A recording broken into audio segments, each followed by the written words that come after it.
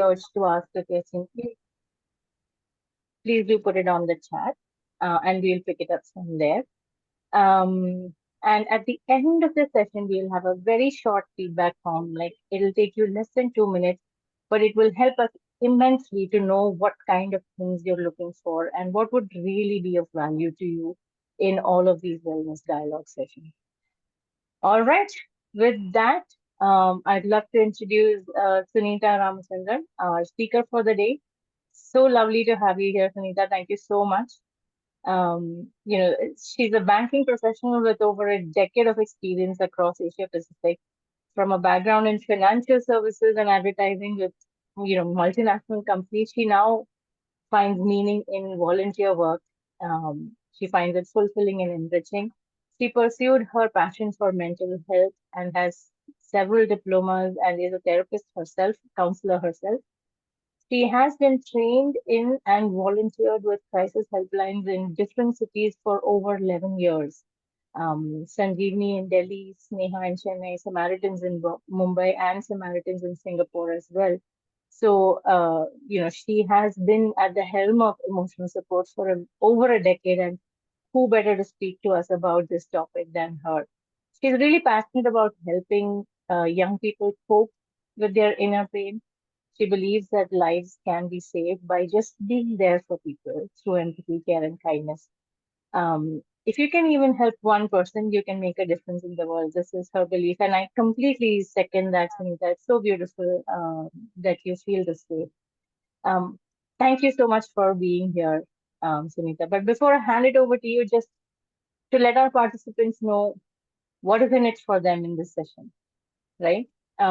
We all face many emotional challenges, and knowing how to offer genuine, true support to others and how to even receive it is really a skill. It can really make a huge difference. And today we'll explore exactly that, the art of truly being present for someone. How to listen, how to offer understanding and empathy and support without hurting yourself in the process, which is also important, right? You learn about setting your own limits, practicing empathy, and our goal is, as I said earlier, really to equip you with practical tools that will allow you to be that compassionate and effective source of support for others. Everyone excited? Everyone wants this? Yes, thumbs up, hands up, whatever. Thank you, thank you. And before we get started, I want to hear from Sunita, and maybe even from the participants. I want to hear, what does emotional support mean to you in just maybe 2 words, one or two words, not more. Put it in the chat. But Sunita, I'd love to hear from you while they do that. What does that mean, emotional support? It's always challenging when you need to encapsulate in a word or two. But Yeah. I've heard that if you really understand your subject very, very well, you can put it in a few words and you don't have to speak for hours about it. So it's a True. challenge. I would imagine that emotional support basically really means being there for someone. It's almost like holding someone's hand, but not necessarily physically. So the person feels supported. So beautifully put. Thank you. And for me, I think it really means allowing the person, whoever needs emotional support, to just be. Yeah. You know, that's all.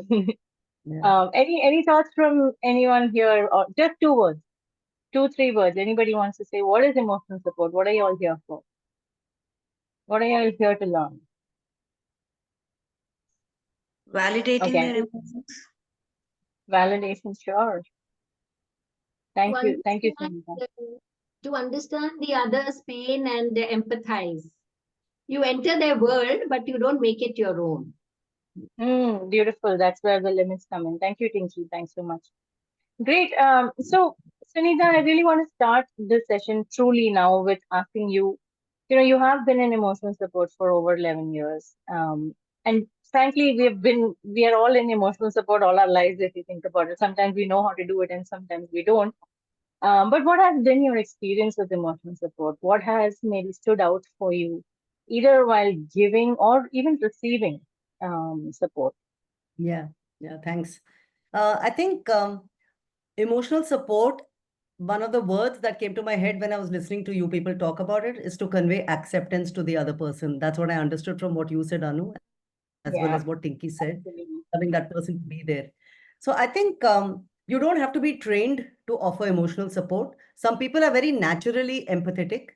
The problem that lands up happening is that, as she said, like not entering their world, but being there to allow them to be in their world. Now that is something that you need training for. Now it's easy for me to convey my caring to another person, but where does that person's perspective end and mine begin, right? So if you look at day-to-day examples, whether it's a parent and child, whether it is just among friends, it always lands up happening that you land up imposing your opinion, your view on another person with really good intentions. You're not doing it to in any way take away from them, but you land up doing it. The training that is required in our lines, Pukar Foundation, as well as Ankahi Helpline, and other, befriending kind of helplines, the training really helps in setting a boundary. Like, this is where I end and this is where that person starts. So we are not going to enter with our opinions, because what happens? Can you truly be in someone else's shoes? When you try getting into their shoes, the shoe size doesn't fit, the heights are different. So you can never view the world as that person is viewing it. So training really comes where you understand that you can never truly understand the other person's perspective. What you can do is convey respect. So why I said this is because I think my own early experiences with being supported emotionally has come from absolutely nobody in the mental health line, because when I was growing up, that was not so common in any case. I remember that one time I had this, some kind of fight with my best friend, and I was in school then, and I came home and I was really upset about it, and I wasn't like even processing my feelings or talking to anybody. And my father was just watering the garden, and he just asked me to come and hang out with him. He just never spoke anything through he was just watering the garden, and I was just there with him. And the next day when I woke up, I realized I felt so much better. I felt supported and I felt understood, although not even a word had been exchanged between us. Another example that really drew me to this line of work was one time I was taking the train from Hyderabad to Chennai, and my sister and I had a bit of some kind of a misunderstanding which got blown up out of all proportion. And you all have sisters, you all have friends, you know how these things happen. It happens all the time. And as the train was pulling away from the platform, I just started crying and I could not control it. I think for about an hour, hour and a half, I was just crying with tears flowing down. I mean, it wasn't like a sobbing, choking. It was just utter and deep sadness, and I was just crying. And after a while, in the train, as we were, the dusk was setting in, and as is common in trains, people were opening their different dabbas and passing it around. And so the guy in front of me was a young boy, maybe in his 20s or something. And he offered me his food, and I said no, because my sister had packed me a dabba, and I said, I'll eat that. But as I was offering and he was offering, and we were just chatting, commonplaces. He asked me what happened. I couldn't help but notice that you were really sad. What happened? So I said, something upset me, and it's not like I can tell you what it is. So then he started talking about so many things, whether it was spirituality or Vaheguru, and so many things like that. I just felt like somebody had seen me, recognized my pain, and just addressed it without probing. And that stayed with me for a while. And I truly believe that empathy is like that, where you can support another person. You don't need to know all the details of what they're going through. In fact, sometimes knowing the details means your brain kicks in and you start thinking about how to solve it. But when you can offer verbal and non-verbal support. So years later, when I heard that my classmate from school had died by suicide, like friends talk, and we were like wondering what happened. This was before the internet era and all that. So we said, what happened? What could have happened? And I came to know that, this person had gone through a breakup, and he had failed in a semester. He was doing his engineering. He had failed in a semester or something. And he'd also had an accident and his leg was in a cast. So he was really going through a very low phase. And so he took his own life. And I couldn't help but constantly being there thinking in my mind about the last few minutes of his life, that what was it that made him feel that he cannot live? Because looked at from my point of view or from an outside point of view, he had so many things to live for. He was good looking, he was tall. I mean, he wasn't the brightest person, but he was doing pretty well. And he had a lot of really good friends in school. I mean, many years had passed after school. And I kept thinking about that. And I just felt that maybe in that time of aloneness, had somebody just been there to tell him or just listen to him and allow him to feel heard, maybe it could have helped. And that is how I started volunteering in Sanjeevani in Delhi. I reached out to a suicide prevention helpline from the point of view that, you know, if you can give that support to somebody, and it has to only be emotional and nothing else, because in day-to-day life, you can offer many other kinds of support, but through a helpline, your support is only emotional. So once I started that, later I started finding out that in most places, the best support you can offer someone is emotional support. You know, you think that you need to tangibly be there for somebody. And yes, nothing helps like showing up. Whether it's showing up on a call, showing up in person, just showing up by mentally being there for that person, nothing can substitute that. But emotional support is the support which, when given to another person, enables them to get back in touch with who they are, feel that respect again from inside themselves. And that is what drew me into it. And that is what keeps me going, you know? Yeah, beautifully said. I mean, you touched upon so many different things. Loved the examples that you gave. Really shows how, emotional support, and it can really change lives. It can really help us, impact someone positively. Um, so what you're basically saying is that, it's not the issue. That was one thing that really stood up for me, because for most of us, it's like, okay, if I get into emotional support, should I even do it? I don't know what to do in this case. I don't know how to resolve this problem. What if I'm not able to help? So removing that one aspect from the emotional support space itself opens up possibilities for us as normal people, not helpline volunteers or anything, as normal people, to just show up and be there for someone else. Because it's not about the issue, it's about just being there for the person, regardless of what the issue is. That's beautiful. Thank you so much.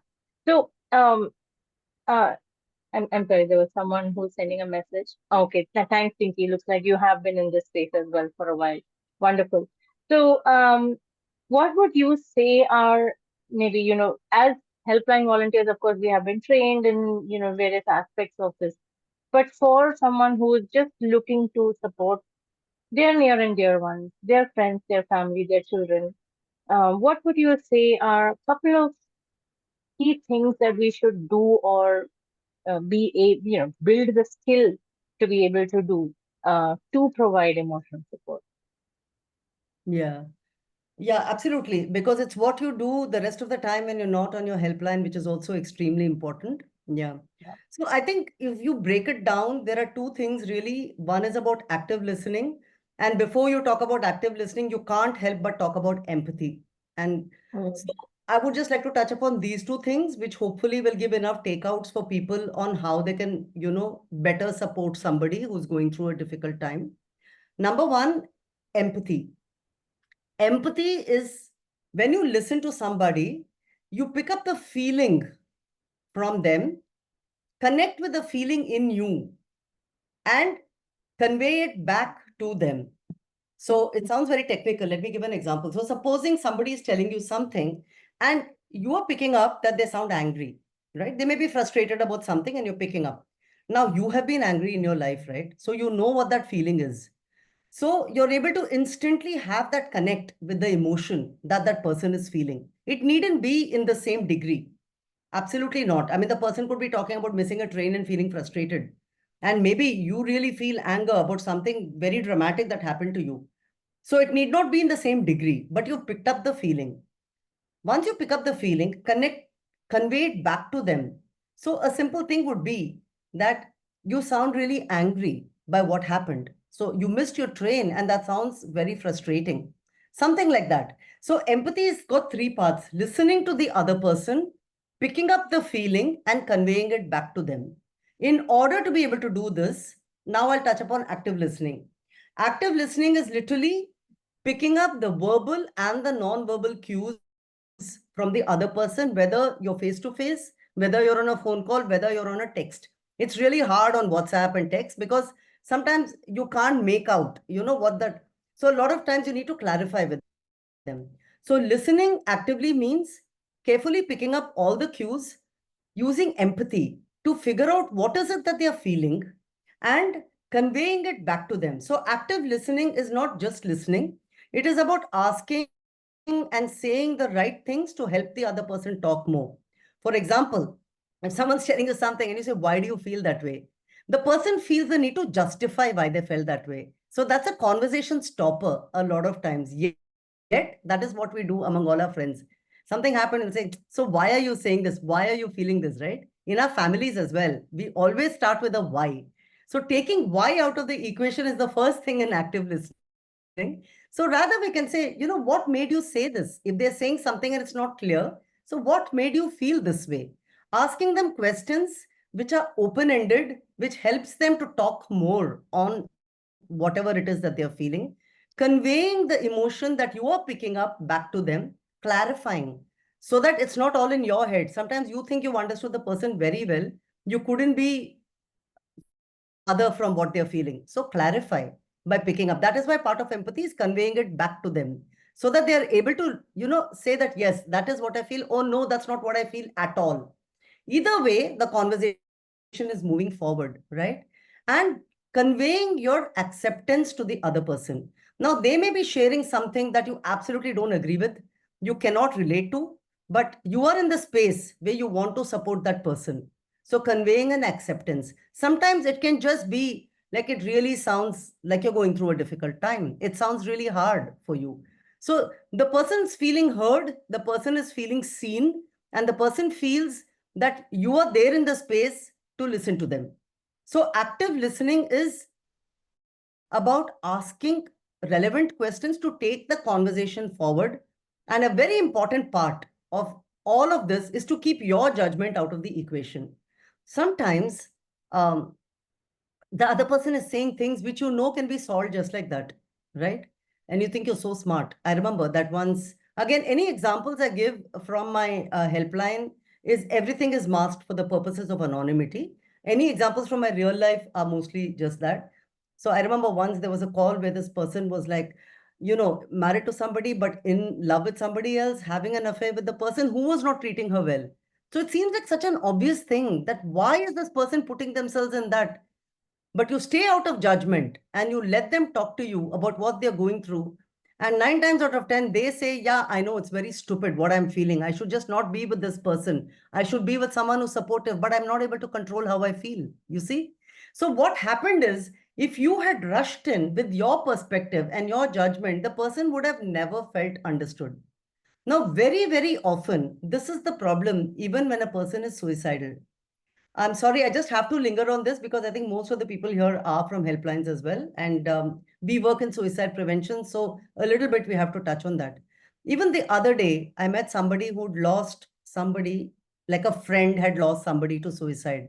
And they were like, I don't know why that person had to do it. And my friend had no idea.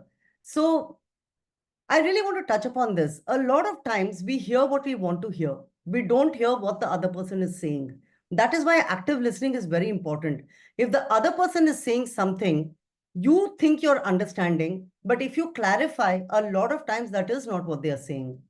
Most people who are thinking of suicide and who are also harming themselves are throwing out a million cues.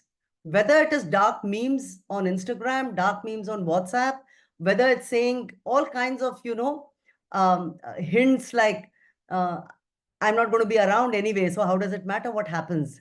So small things like that, or somebody who's been like really quiet for a long time suddenly starts talking a lot and you think, okay, they're over the worst. Clarify. So active listening means you clarify. You don't assume and stay with your assumption. It's so amazing. Like you can argue like a mother-daughter's relationship may be the closest relationship. But a lot of times when I stop assuming I've understood and I ask, what is it that they are trying to tell me? What I get from them is completely different from what I thought I was getting. So One of the barriers to listening is when our judgment comes in, hence keeping our judgment out of the equation. Now, it's not possible that you won't judge, you won't have your prejudices, you'll have all of it. Be aware, I am ending here and that person's space is beginning here. I'm feeling this, keep it out of the way. Sometimes you can feel acute reactions when the other person is talking. Sometimes really despising, hating, triggering because you're reminded of something in your own life that happened. Sometimes utter helplessness because the kind of things the other person is sharing you have no experience with. You feel, what can I possibly say to help somebody? I remember I attended this conference with IASP where they really spoke about going to, those days the Syrian refugee thing was like a very big issue. I mean, not that it isn't now, but it was at its peak at that point. So they were saying, when you go into a refugee camp, you think, what can I possibly say that can help them? They have lost their home, they've lost their country. Many of them have lost their family. They've completely lost any source of livelihood. They are in a camp. So when volunteers go there, they often feel, what can I possibly say to help them? So our helplessness is a very crucial thing that comes in the way of actually listening to the other person. However, please remember, just showing up is very important. So their experience, which is what Dr. Brian Mashara was sharing at IASP in the conference, he was sharing that their experience, however, was when they actually showed up to talk to them, very often the person was just glad that somebody was talking to them. And the person, because they'd also lost so much, had a kind of resilience because they were determined to live and make something out of their life. You don't know which way it's going to be. It can be any way. The person could be suicidal. You don't know. Keeping yourself open and away from your own limitations and worries is a very important step to listening. Remember, just showing up and being there in that space with them can go a long way. So I have said, what are all the key things you can do? Listen, try to pick up a feeling, try to reflect it back to see whether you're right. Also ask them, is this how you're feeling? Because if you picked up something, ask them. If they're saying something that is not clear, or you think you understood it in a certain way, clarify it with them. Is this what you meant? And finally, remember, everything doesn't rest on your shoulders. There are other resources available. A lot of times that comes in the way because we are like, what can I do? You don't have to do too much beyond what you can do, but your showing up made a difference. Maybe that's not all the difference it made. So you can help them connect to where they can get more help as well, if more help beyond what you can provide is required.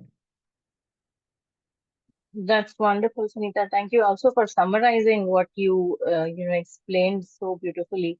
And the examples are really helping me. I don't know about everybody else, but that's really helping me. Although we have been in this space as well, I think hearing about it really reinforces the magic of being able to do this, right?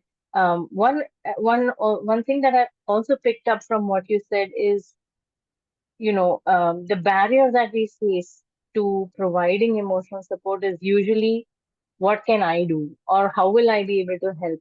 So the one thing that we need to remember is, it's not about us, right? It's not about us. It's about being there for them. It's about their feelings, their story, their situation, whatever. It's about being there. That's it. It's not about your ideas. It's not about how well you can bring them out of the problem. It's about none of that. So just knowing that, I think, helps me be more open to providing emotional support. Right. So that's so wonderful that you brought that out so beautifully. Thank you for doing that.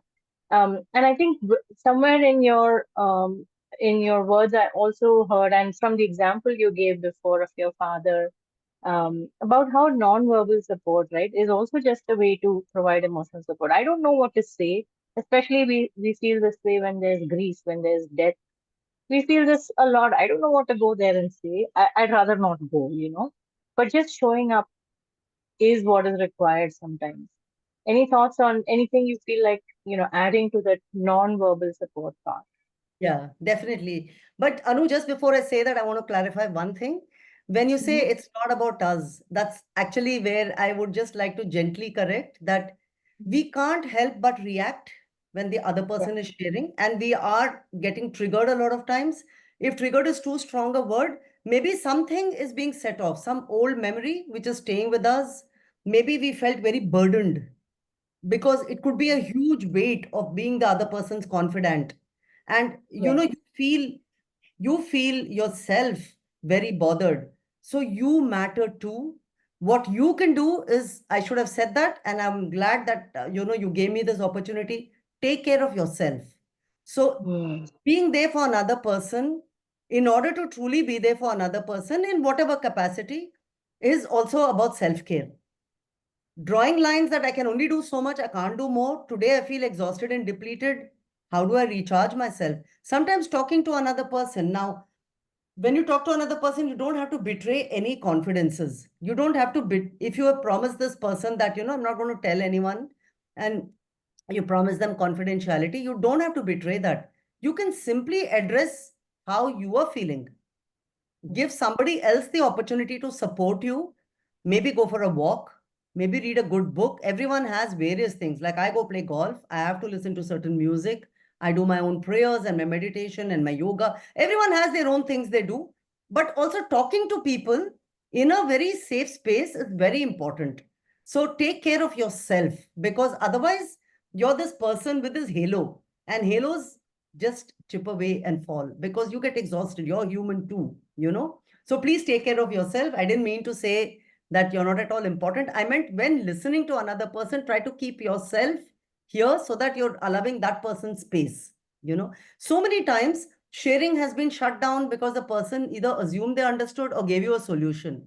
So when a person is giving you a solution, let me turn this around. When I am giving a solution to a person, in my mind, I fix their problem, I walk away happy. But for the recipient, that solution, you're not the first person to be so smart to give them a solution. They also have like parents, teachers, friends, neighbors, co-workers who have probably given them solutions. For whatever reason, they haven't been able to take any of that. So emotional support is when you stay out of solutions or solving just to help them, maybe ventilate, get in touch with their own coping by talking about everything that's bothering them. So what is the thing you asked me? Non-verbal. No, yes. One of the very difficult things to talk about or to address or to be there with somebody is when the biggest loss of all is when you lose someone to death. That's a very, very hard time. And I remember that I was 19 when I lost my father, and it happened very suddenly because when I went off to do my MBA, my father was like, I wouldn't say he was great. His health was great, but I didn't know that it was like such a big issue or whatever. And when I came back in my first trimester holidays, my father had had an open heart surgery, which was very shattering to me because I didn't even know the surgery was on till I came home and they said he's in the hospital because he had a surgery. We didn't want to disturb you because you're writing your exams. A lot of assumptions had been made on my prioritizing. And I felt helpless, like most young people do who are not given agency.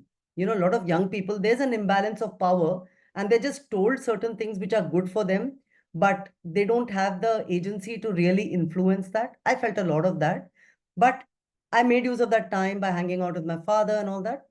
I think I just went back to my campus and within a fortnight or so, he passed away. So I got a call out of the blue saying that, he's passed away. So it was like a very big shock. And I had to go all the way from Trichy to Chennai to Hyderabad. And in fact, Trichy to Chennai, all my friends came together. They took a taxi. So they rushed me to Chennai. And I got onto the first flight of my life. I'd never even flown before. I got onto a flight to go to Hyderabad because I had to be there for my father. And all of this was happening. And that night, I remember a couple of my cousins who were in Hyderabad.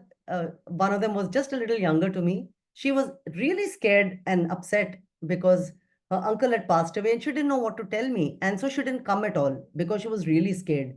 But that day, when I just stayed up the whole night, because those days they would just put the person who died on ice because, I mean, things are much better now. But so I just sat in that ice cold room with ice with a little trickle of water melting away. And I was just sitting there frozen. And one of my friends from my neighborhood where I grew up, I would say she was my frenemy because we had a lot of issues growing up, a lot of fights where she wouldn't talk and she would make everybody not talk to me and all that childhood drama. But she just came and sat down with me. And at some point, she just got up and went away and came back with 2 cups of chai. She had a cup of chai and I had a cup of chai, and that was it. She never spoke to me the entire time, apart from a just, random commonplace comment like, do you want a sweater? Are you cold? Kind of thing. I will never forget that. And it's been so many years since, but I will never forget what my entire friends from my campus did to take me. And my cousin bought me the air ticket, and his cousin came along just to tell me where to go because I'd never flown before. And this person, friend of mine, who just sat with me through the night. So it stayed with me because a lot of things were wrong in the way people showed up. When they showed up to convey their condolences, all my relatives came, a lot of things were not correct. Like, they don't feel the same intensity of grief that the person is feeling. So there is a lot of idhar udhar ki baatein and a lot of laughter, and it's all part of the thing. But when you are hurting, you feel no one has understood how you feel, right? So I think what happens a lot of times, we feel very inhibited. We don't want to do the wrong thing. So sometimes we do nothing. However, if you want to convey support, simply showing up can make a difference. Non-verbal support sometimes is even more than verbal support, Not that verbal support is not important, but you don't have to think about what am I going to say to that person.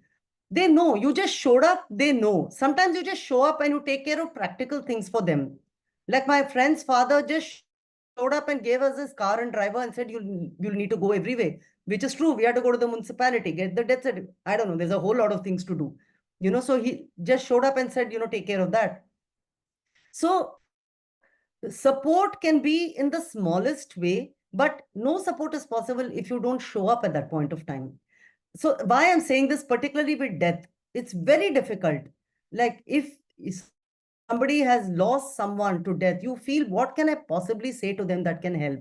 However, your showing up itself was a way they felt supported. That is why, in fact, Dr. Lakshmi, who's trained most of us, always says that all over the world, more than traditions and customs around birth, there are traditions and customs around death. Because coping with death is the hardest thing. So when you go to meet somebody who's lost someone to death, you say, what happened? And they tell you, this, and this happened, and then they died. So as they keep repeating it, slowly they start understanding that this person is gone. The person has died. All over the world, there are rituals around death because death is the most difficult thing to process and accept. And we all know about the various stages of grieving, right? However, at each stage of grieving, supporting somebody very often is just about being there. So don't get so caught up in what I should say or what I shouldn't say. And don't forget that you're being there and you're caring enough about all of this itself is huge support. Yeah, absolutely. And I think being comfortable with our own discomfort over there is also important. Another thing that comes to my mind when you were saying about nonverbal, death is definitely one where that is required. But I remember having been interning at a dementia center, and some of them can speak. Some of these senior people, they can speak. Some of them cannot. And the ones who can speak, they're pretty much telling you the same thing every day. It's kind of amusing, but also kind of, gets to you after a while. But that's the easier part, right? The tougher part was to be there for those who don't speak to you. Like when I'm standing there and I have a choice between someone who can speak to me and someone who can't, I gravitate towards the one who can speak to me because that makes me feel good. Yeah. Right. But I realized when I push myself to the other side and I just sit there with this person, the person automatically comes, holds my hand, or just smiles, or just, is just looking into space, but is completely aware that there is a person there. And just talking about it is giving me goosebumps because it is truly magical to just be there for someone without having to say anything. So just I wanted to give that example because death is definitely one of those places where we don't know what to say and we feel very uncomfortable. But here as well, I got that same feeling and I could relate to it. Thank you for sharing that. It's really moving. Yeah, thank you so much. So we touched upon how to do this, right? We touched a lot about how to provide emotional support. I think non-verbal, active listening, empathy, and what do you do within each of these. More importantly, we also touched upon the barriers that come in our way, right? What are we afraid of when we we all want to provide support to the near and dear ones, but there are barriers. And we did touch upon some of them, like understanding your own boundaries, your own judgments, fear of, will I be able to help? What is the right thing to say? Things like that. Um, so what do you think is required for us to let go of those barriers? If you had to just say, two or three things that we should do in order to be more open to emotional support, providing emotional. Yeah, it's an interesting question, especially since you already touched upon most of what are the barriers. I think becoming aware that prejudice is not always a bad thing, it's also a good thing. But whatever it is, prejudice does come in the way of listening. So I Hmm. make up my mind, and it's a very good thing because very often it goes our way. Because of our past experiences, we have and our own value systems, we have certain outlooks on people, kinds of people, kinds of sharing, kinds of problems they're going through. That does stand us in good stead. However, equally, it can land up doing a disservice to the other person. So, Hmm. how do you, so all your life, whether you're in school, whether you're in college, whether you're working, whether you're a mother, whether you're a friend, you have to bank upon your own intuition, your wisdom, your learned skills. That's the point, right? You are supposed to use those skills. You are supposed to use your judgment. You can't always say staying clear of judgment. Judgment is what helps you most of the times. So these are all not bad words by themselves at all. All of this is very important. Sometimes being able to assess the other person at a glance helps you to connect with them in ways that had you not looked and if you didn't have prior experience, you couldn't. So how do you know when it is contributing to or taking away from? That's the Hmm. key thing, right?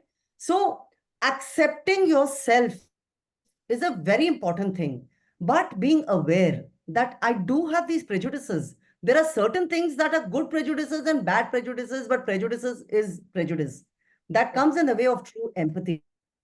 I mean, I can just give you so many examples. People in my life stage um, have little to no patience about love failure. For example, I'm so sorry I'm air quoting it and taking a very cliched example, but equally, young people may feel tend to mother zone or to think that they'll be like that because of a certain age. Age is one of the ageisms that we suffer from in our perception of the other person, right? We can't help it. But when we know that we have it, it's the first step. Accepting yourself as you are. You don't have to change, but can you allow room to the other person that they may not share your, way of looking at things and they may have their own way. That's why empathy is key. Lack of empathy is when we try to impose our value systems and our feelings and our perceptions. Empathy is where you are really listening and getting from the other person what is it that they are feeling. That's it. Just be aware that there's always going to be a barrier. No matter how close you are to somebody, there is a barrier. Accept the barrier, keep the barrier, let it be there. Then, can we allow that space where we show acceptance to the other person that here you will not be judged in this space? I mean, we will continue being judgmental because that's who we are. We all love judgments. But in this space, we are not judging. And we keep Right. to our promises. I think that's the best you can really do is to try in that moment. And there may be times when you Yeah. absolutely cannot because you are feeling depleted and exhausted. That is okay too. Standing up for yourself is not a selfish act, but it is just an act which is important, as important as being there for another person, you know? Yeah. Yeah, absolutely. I think what I'm hearing you say is, having those boundaries, sometimes we feel like it's a very selfish thing to do, but it's actually, if I didn't have those boundaries, I would probably do a disservice to them as well as to me at that point. So it is important to have those boundaries, right? And what you're also saying is be aware of your judgments and prejudices and know when and where to use them and bring them in and when not to. And the other thing you beautifully said is accept yourself, but also accept that the other person has a right to have their own stories and beliefs and judgments and prejudices. that I think breaks apart so many times. It's wonderful that you brought it up. One more point that comes up in my head, Sunita, if I may add, I think we did touch upon it, is changing that mindset of emotional support to solve the problem versus emotional support to be there. Huh. Just that, right? Yeah, I'm not providing emotional support to solve your problem. That's not my job, but I'm just going to be there. That also helps take away that burden for me to not want to venture into this space. right. Yeah. Beautiful. Yeah. Thank you so much, Sunita, for your thoughts on this. And most, I think what's standing out for me mostly is all of the examples that make it so real to see how this works. I'd like to open it up to see if anyone has any questions or comments on what we have been speaking about. And while we do that, Pujula, if you can share the feedback form, it doesn't take time at all. I promise you, it's a very short form. While the discussion is on, please feel free to fill up this form as well. So we are open for questions, comments, thoughts, Yeah, your we experiences. have a question from Saloni Okay, in our let chat me. box. Yeah. So Saloni says, when we want to help our loved ones, but they don't want our help, and they keep suffering, and we can't see them like this. What to do there? Yeah. Good question. Yeah. Oh, it's a huge one, Saloni. It's hard to answer without unpacking it a little more. But one of the hardest things of wanting to help somebody is when they don't want the help. To be honest with you, uh, one of the things why I can continue in this line of work is because I think I always had it in me where I wanted to help the other person, but there are so many limitations. And at that time, in fact, I was telling Anu this when we were having a conversation before we started, that in that time we didn't have very few of us even had phones at home. So sometimes when we knew somebody was not okay in school, we had to take like 2, 3 buses, and buses were not on time, and it used to be like a horrendous trip just to go there. And by the time you reach there, you had to head back home. So showing up had a whole different meaning in those days, and we used to still do that. So why why I said it's hard to answer without unpacking it is there are so many aspects to it. The person who's not accepting your help may actually need professional help, whether it is mental, whether it's de-addiction. There could be so many things going on with them. One of the ways that you can provide help for the other person when they are not accepting your help is to understand what kind of help do they truly need and see how you can enable them, enable to make that available for them to consider. And in our line of work, we talk about self-determination a lot, which is that that person decides how much of help they are willing to take or not to take. And we have to respect that. Now, it's easier on a helpline than in real life. On a helpline, I understand that the caller has a right to decide whether they want to continue this call. They have the right on their life. They have a right on everything. But in our life, for example, if it was say my daughter or my niece or my best friend who's rejecting all the help, but I can see that they are suffering, it would really have me in a fix on what to do. What one thing I can suggest, try it out, Saloni, and I'd love to take this offline with you if you want a more detailed conversation on this, is to accept that your help is not the help that they're willing to take, but you need them to get help. So can you think of how else they can possibly get help? From which source that they can get help that they would accept, you know? So take out your own need to help and rather at that point look at what help could possibly reach them. A lot of times you may need professional intervention. Intervention is a wrong word, maybe, but professional help at that point of time. With the best intention in the world, you can't help everybody. You can't help everybody anybody all the time or everybody even some of the time. What you can do is try to connect up. That's why I said, like, part of self-care is also getting in touch with resources to help you and connecting them to resources because you can't all the time be there for them, you know. So again, I'm giving a very surface answer for what is possibly a very deeper question. But I understand your point. You are like, from our perspective, whatever we can, we will do. but for they either if they don't want to take or something, it's their call. It will take time or something, Yeah, and we need to absolutely. find ways what we can do better.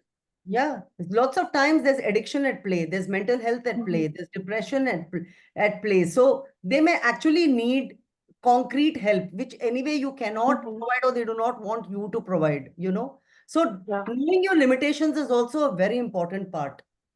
Mhm. Yeah, yeah. Thank you, ma'am. Yeah, this really speaks to the last point you were talking about, Sunita, about accepting others' stories and beliefs as well. If they are not wanting help, I know it makes it harder for those who do want to provide help or emotional support, but that's where, like you said, you get help then on that aspect, right? Yes. So, thank you. Yes. Wonderful. Lakshmi, you have a question.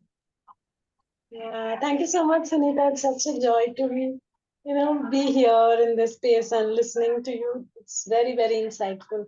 So regarding this barriers to listening, age as a barrier.